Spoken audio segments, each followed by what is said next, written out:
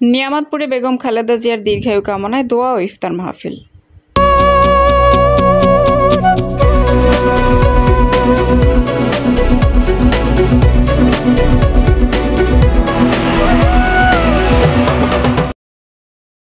আসসালামু আলাইকুম। এডিপি বাংলার সংবাদে সবাইকে স্বাগত জানাচ্ছি সুমা আহমেদ। নিজস্ব প্রতিনিধি শেখ রুবেল আহমেদের পাঠানো তথ্যচিত্রে দেখুন বিস্তারিত। বাংলাদেশ জাতীয়তাবাদী দল বিএনপির চেয়ারপারসন ও 3 বারের সাবেক প্রধানমন্ত্রী বেগম খালেদা জিয়ার সুস্থতা এবং দীর্ঘায়ু কামনায় নওগাঁ 1 আসনের সাবেক সংসদ সদস্য বীর মুক্তিযোদ্ধা ডক্টর মোহাম্মদ সালেক চৌধুরীর নেতৃত্বে নিয়ামতপুর উপজেলার বিভিন্ন ইউনিয়নে ইফতার ও দোয়া মাহফিল চলমান রয়েছে। তারই ধারাবাহিকতায় মঙ্গলবার নিয়ামতপুর উপজেলার 2 নং চন্দননগর ইউনিয়ন বিএনপি ও অঙ্গ সংগঠনের আয়োজনে ইউনিয়নের বুধুরিয়া মাদ্রাসা মাঠে দোয়া আলোচনা সভা ও ইফতার মাহফিল অনুষ্ঠিত হয়। আলোচনা সভায় 2 নং চন্দননগর ইউনিয়ন বিএনপির সাবেক সাধারণ সম্পাদক মোহাম্মদ আব্দুল মান্নান এর সভাপতিত্বে নিয়ামতপুর উপজেলা যুবদলের যুগ্ম আহ্বায়ক মেহেদী হাসানের সঞ্চালনায় প্রধান অতিথি হিসেবে উপস্থিত ছিলেন নওগাঁ 1 আসনের সাবেক সংসদ সদস্য বীর মুক্তিযোদ্ধা ডক্টর সালেক চৌধুরী। বিশেষ অতিথি হিসেবে উপস্থিত ছিলেন বিআরডিবি চেয়ারম্যান আব্দুর রহমান বাবু, 2 নং চন্দননগর ইউনিয়নের সাবেক যুগ্ম সাধারণ সম্পাদক মোহাম্মদ বদিউজ্জামান বদি, 1 নং হাজিনগর ইউনিয়ন পরিষদের সাবেক চেয়ারম্যান আমিনুল ইসলাম ভিপি সহ আরও অনেকে। এ সময় বক্তারা বেগম খালেদা জিয়ার রোগ মুক্তি কামনায় সকলের কাছে দোয়া প্রার্থনা করেন। বেগম খালেদা জিয়া গণতন্ত্রের মা। ভাইয়ের আমার, বিশ্বের ইতিহাসে, বাংলাদেশের ইতিহাসে সবচেয়ে নির্যাতিত পরিবার কোন পরিবার? শহীদ প্রেসিডেন্ট জিয়াউর রহমানের পরিবার সবচেয়ে নির্যাতিত পরিবার। আর এই পরিবারকে নির্যাতন করেছিল কে? বাংলাদেশের মধ্যে, পৃথিবীর মধ্যে সবচেয়ে ঘৃণিত খুনি শেখ হাসিনা সবচেয়ে এই জিয়া পরিবারকে নির্যাতিত করেছে কিনা? ভাইয়ের আমার, তাই আগামী দিনে নিয়ামতপুর প্রশাসন হারে বিএনপির মনোনয়ন ডক্টর মোহাম্মদ সালেক চৌধুরী পাবে। ইনশাআল্লাহ আপনারা ঐক্যবদ্ধ হবেন, ঐক্যবদ্ধ হয়ে আপনারা কাঁধে কাঁধ মিলিয়ে কাজ করবেন। আমাদের সাথে যারা লোক আছে, যারা রাজনীতি করেন, তারা কি বলেন না যে একটা গরিব লোক, অশিক্ষিত লোক বলছে যে ঠিক আছে কাঠ পাইছে পাইকা ওইলে দেওয়ার খাট টেবিল চেয়ার বানায়, এটা সাধারণ একটা গরিব মানুষ বুঝে। কিন্তু আমরা যারা রাজনীতি করে তারা বুঝি না কাঠ বলে কোনো জিনিস আছে বলে আমার জানা নাই। তো মানুষকে এভাবে বিভ্রান্তি করে হুই দেয়, কত সময় বলে কাঠ পাওয়া যায়, কত সময় মানে ওকে তারেক সাহেব ফোন করে। এসব বিভ্রান্তি বলবো না। আর যে তারেক সাহেবের সামনে বসে থেকে গল্প করে আসে একাই, সে কোনোদিন বলো না। বাটা জিনিসের কোনোদিন বিজ্ঞাপন করা লাগে না, কোনোদিন বিজ্ঞাপন করা লাগবে না। 3 বার এমপি ছিল আপনাদের সামনে, তার বাড়ি এখনো 1 তলা 4 তলা বাড়ি হয়নি। জামাতের যদি কোনো কিছু আপনারা দিতে চান, আওয়ামী লীগের নাম লিখে নিয়ে এসে জমা দিবে। আপনারা জামাতের প্রতি হুঁশিয়ার থাকবেন। আগামী দিনে ডক্টর সালেক চৌধুরীর হাতকে শক্তিশালী করবেন। আমাদের শহীদ প্রেসিডেন্ট জিয়াউর রহমানের গোড়া দল বিএনপির পক্ষ থেকে আমরা যেন এই আসনে আমার ডক্টর সালেক চৌধুরীকে এমপি মনোনীত করতে পারি, আশা ব্যক্ত করে অত্র বিষয়টা আপনার সকলের জানা আছে। কোর্টের মাধ্যমে কেস করে তাকে দেওয়া হয়েছে।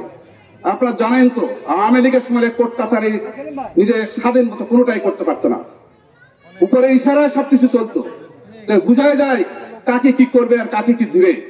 এখন সেই সুযোগ নাই। তাই আমাদেরকে অন্তত ঐক্যর যেমন বিকল্প নাই, আমাদের মধ্যে সকল ভেদাভেদ ভুলে যায়, এক চিত্তে একটাই ইয়াতে। ধানের শীষের মধ্যে কিন্তু অনেক ধান থাকে, বেশ কতগুলো আমাদের মধ্যে অনেকেই আছে, কিন্তু মতানৈক্যতে শীষটা কিন্তু একটাই। এই শীষের ঊর্ধ্বে আমরা কেউ থাকবো না। যে শীষ পাবে তার জন্য আমরা সকলে ঝাঁপিয়ে পড়বো। তাদের দুঃশাসন, শোষণ, নির্যাতন এবং গণতন্ত্রকে হত্যা করে সামরিক শাসন জারি করে ক্ষমতা দীর্ঘায়িত করেছিলেন ওদেরই প্রেতাত্মা এই ফ্যাসিস্ট খুনি হাসিনা। 15 বছর ধরে মানুষের ভোটাধিকারকে হনন করে বিভিন্ন নেতা কর্মীকে, তার ভিন মতের লোকজনদেরকে বিভিন্নভাবে নির্যাতন এবং টর্চারিং সেল আয়না ঘরে তাদেরকে নির্যাতন করে এবং গুম করে এই ক্ষমতা দীর্ঘায়িত করা চেয়েছিলেন আল্লাহ তাআলার কাছে, আর দ্বিতীয় বিচার চাইছেন জনগণের কাছে। উনি আমাদের নেত্রীকে বাড়ি ছাড়া করেছেন, আর আল্লাহ তাকে দেশ ছাড়া করেছেন। যে সহে সে নয়, ধৈর্যশীলের সঙ্গে আল্লাহ আছেন। আলাইকুম। এই মাহে রমজান আমরা একত্রিত হয়েছি জাতীয়তাবাদী দলের ছায়াতলে। আমরা এখানে দোয়া মাহফিলের অনুষ্ঠান করেছি। অবশ্যই আমরা বেশি বক্তব্য দেব না। আমরা খালেদা জিয়ার জন্য প্রাণ ভরে দোয়া করব, তিনি যেন দ্রুত সুস্থ হতে পারেন, এবং তারেক জিয়ার জন্য দোয়া করব। একদম চিকন রাস্তা ছিল, এইটি প্রশস্ত করে সর্বপ্রথম মাটির রাস্তা মাটি ভরাট করেছিলেন কে?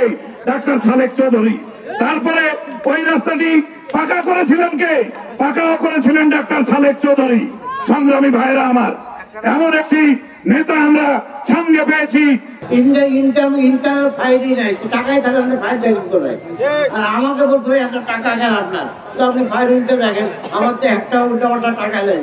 আর আমি বিদেশ থেকে তো 3 কোটি টাকায় নিয়ে এসেছি, এটা ডলার এবং পাউন্ডে, বাংলাদেশের টাকায় না। সেটা দেখেন, আমার ফাইল দেখেন, তার তো কিছু বলে নাই। এখন জানেন এখন সাধনের সম্পদ কত? যে সম্পদ ছিল তার 6000 গুণ বেশি, 6000 গুণ বেশি, 100 না। তবে সাধন এখন কত বড় লোক, জামালপুর থানার সবাইকে কিনতে পারবে সে, কিন্তু তার খাওয়া হবে না, জেলের মধ্যে মরতে হবে। জেলের মধ্যে মরবে।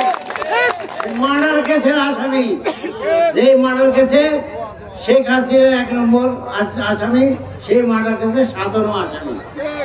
কাজে সাধন আর জীবনে ওই টাকা খেতে পারবে না। তার মেয়েরাও সব আসামি, তারাও ওই টাকা ভোগ করতে পারবে না। তার ভাই পালে বেড়াচ্ছে মনা সাধন মানে মনা, তা আমরা তো তার গলে বেড়াচ্ছি কোথায় মনা। এখন 3 থানার নেতাকে ভাই ভবিষ্যৎ আওয়ামী লীগের সাধারণ পরিবার শেষ, ওইটা আর কোনদিন আসবে না। তাহলে হবে কে? এনামুল 35 বছর আওয়ামী লীগের সভাপতি ছিল, আর বেটা মুস্তাফিজের জামাই। মুস্তাফিজের কোনো ছেলে নাই, ওই এক জামাই আছে বিদেশে, একটাই সম্পদ করে এই জামাই, যেটা এনামুলের বেটা। মুস্তাফিজ বিএনপির মধ্যে যত বিভ্রাট সৃষ্টি করছে, ভবিষ্যতে ওর জামাই আওয়ামী লীগের টিকিট নিয়ে জিততে পারে।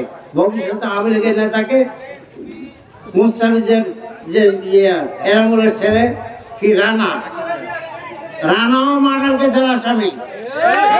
রানাওকে তো মার্ডার কেস, পাঁচশালে আমাদের একটা ছেলে গুলি গায়ে মরছে, মাথার গুলি গায়ে মরছে গাজীপুরে, সেটাতে রানাও আসামি।